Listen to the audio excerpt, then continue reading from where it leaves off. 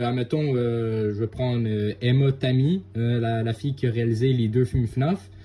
Mais comment dire que c'est pas genre c'est des films d'horreur à moitié puis c'est pas ouais,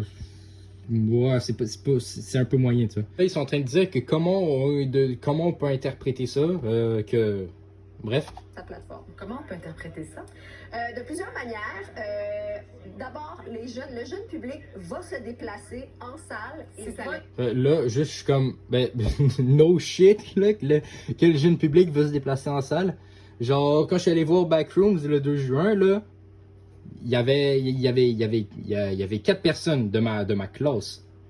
Pas tous, ils sont pas tous allés voir Backrooms, mais il y avait 4 personnes de ma classe, 4 ados, qui sont allés au cinéma. Avec leurs parents et tout, mais admettons les films familiales, les films familiaux, il y a les enfants qui vont et moi je vais au cinéma tout seul. Plusieurs fois je vais tout seul. Et en fait, je sais pas, genre oui, on se déplace pour aller au cinéma si on aime des affaires. Ensuite, à part de l'effet boule de neige, là. C'est de l'argent s'ils reconnaissent le talent et le contenu YouTube, s'ils ont déjà vu ça avant. Fait que là, je mets précision, ok.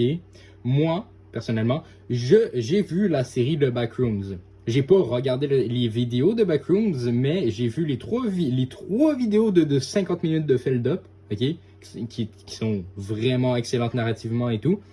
Mais par contre, Curry Barker, j'avais jamais entendu parler, et c'est la bande-annonce qui m'a donné envie.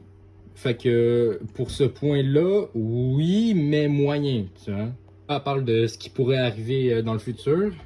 Ça veut aussi dire que les grands patrons des studios maintenant vont fouiller tous les recoins de YouTube à la recherche du prochain ou de la prochaine cinéaste.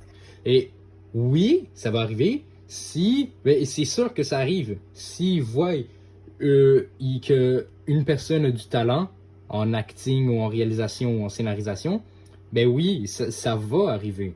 Mais, genre, ils vont pas fouiller tous les recoins de YouTube jusqu'à... ils vont checker, c'est sûr. Et voilà.